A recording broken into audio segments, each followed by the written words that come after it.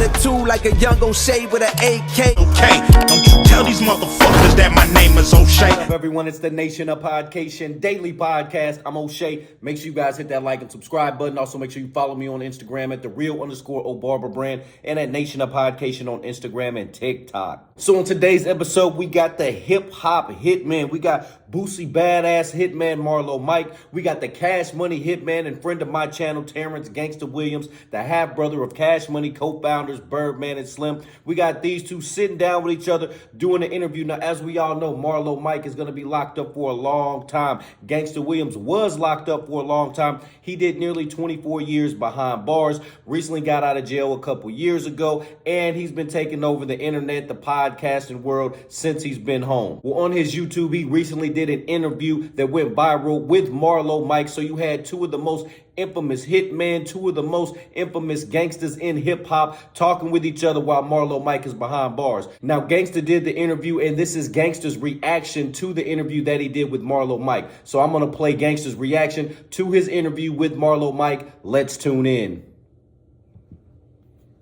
Happened for me. I told y'all before, OG Blabber, he's in touch with everybody. From Angola to the feds. If it's a gangster, stepper, or retired old head, anybody y'all try to contact, hit OG Blabber up, and 9 times out of 10 he got their phone number. Or they calling him, or one of the family members, somebody reaching out, guys that's coming home from jail. All right, now OG Blabber, that was Gangsta's homie from back in the day. They used to put in work together. Just to give you guys a heads up, let's tune back in. They in touch with Blabber. Blabber not to get in touch with him. I guarantee y'all that. But I wanted to do a recap on this to point out some good things because, you know, I can relate to his situation. I was in his situation before he was in that situation, as far as street-wise and in prison. And I could just tell that he's at peace and how he's. Let me just check it out. Let's go do a little recap. All right, so Gangsta, this is where the interview starts. Let's tune in.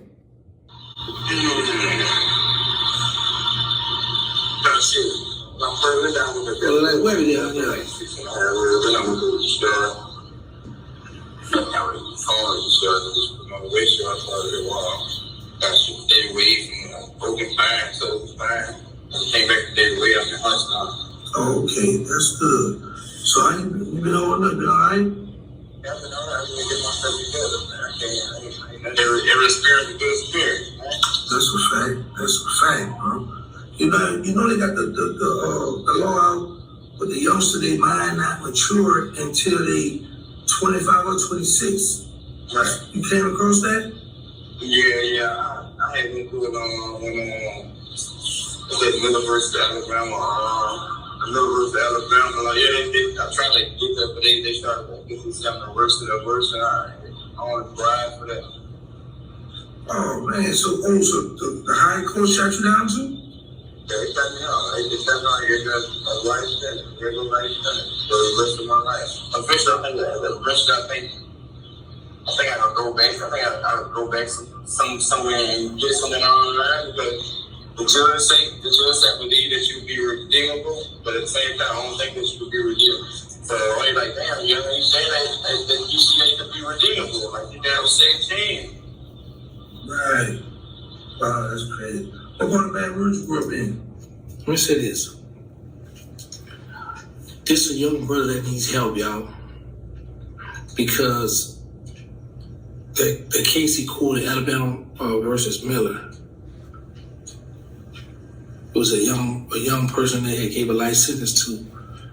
And when they did the study, the research, he said that your brain not developed until you're 25 or 26. So a lot of people in the feds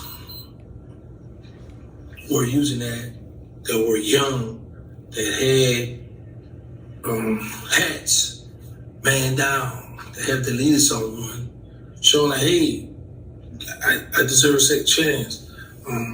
Angola opened their doors. I was very happy to hear that because I know a lot of guys that had a life sentence from back in the day that have a second chance. One guy I spoke to, he was like, man, I'm happy to be free, but I'm out on light parole. And I could hear in his voice that he didn't like the light parole part.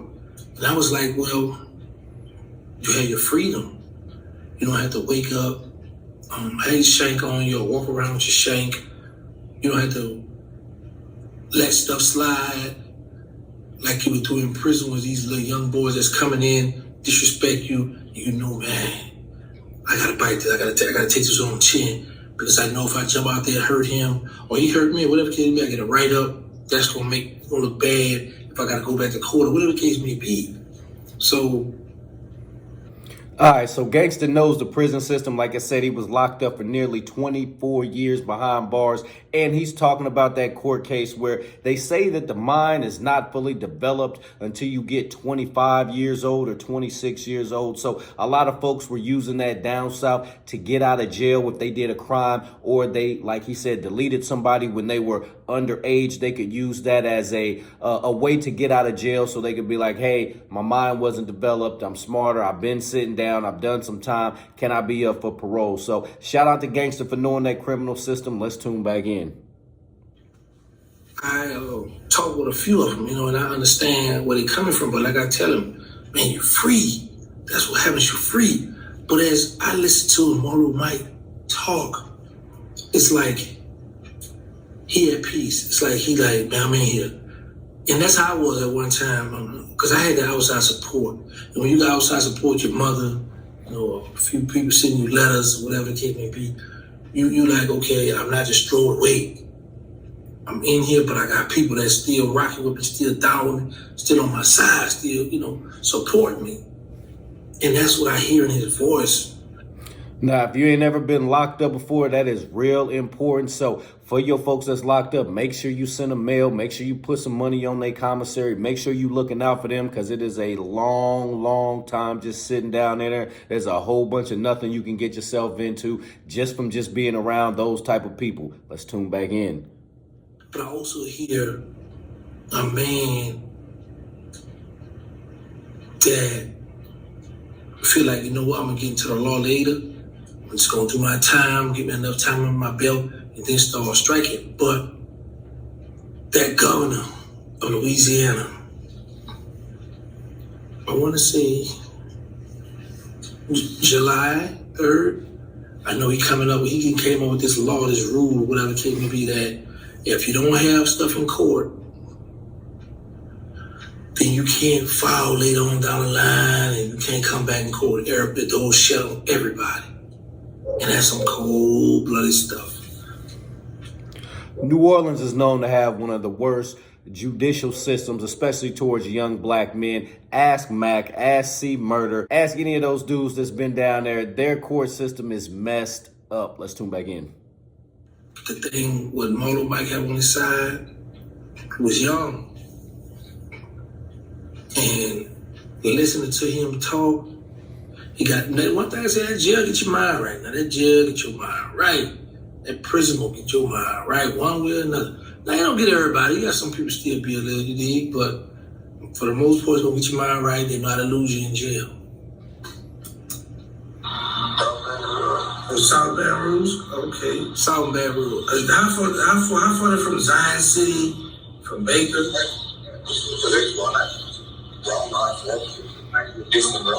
Oh, okay. So, do the whole Baton Rouge stick together where you at now, or y'all mixed? They stick together. I ain't been tapping with the streets like that. No, I'm talking about in the prison. We'll stick together. Baton Rouge stick together. All right, that's cool, man. So you don't be having no problem with being though you from Baton Rouge and your case? I'm Baton Rouge muscle. I'm staying on all shit. I don't know that shit. I don't know if that shit fights the fools, the people messing with policemen, but they respect. That's good, man. So how you be passing your time? You got to get my shit out the way. Man, that's good. Sir. You see what he said? He don't go through all the fights and goes to stuff because people respect him. You can do your time with ease sometime when you don't have those problems. When you don't have people trying to provoke you. When you don't have people trying to disrespect you just for the smallest thing, just because of who you are. Whenever you're able to pull up and talk to other people, if there's a fight about to pop off and you able to step up like, what's going on with the situation, man? Now let's work it out. You know, that's a good thing. But you got some people that get a life sentence and be like, man, I'm in here and just wild out. They just... Now, shout out to Gangsta. I like what Gangsta's saying there, man. He's dropping nothing but facts there. Definitely, if you in there and you got some folks that love you, that's helping you on the outside, everything is going to be cool. And if you got some respect inside those walls, that's going to go a long way. Because like he's saying there, if you ain't got folks trying to test you, try you, you ain't got to worry about being shanked or going through this or going through that. Folks just nitpicking with you, stealing your stuff and going through all that. If you have a certain level of respect in there, you carry yourself a certain kind of way, the time will be a little bit easier. Now, it's impossible to avoid an incident in there. It is just going to happen. There's no denying it. Somebody somewhere is going to try you and test you, and you just got to man up and stand up for yourself. Nation, what do you think about Gangsta Williams' comments? What do you think about Marlo Mike sitting down behind bars? Do you think he will get a second chance at life? Do you think that they will be able to say, hey, he was a young man, 14, 15 years old. His mind wasn't fully developed yet. Do you think he'll be able to see freedom again? Nation, let me know in the comment section down below. Make sure you guys hit that like and subscribe button on your way out. Peace. O'Shea and I have been kicking it strong for a minute now. O'Shea doesn't drink. He doesn't smoke. O'Shea is a professional model. Attitude like a young O'Shea with an AK. Okay, don't you tell these motherfuckers that my name is O'Shea.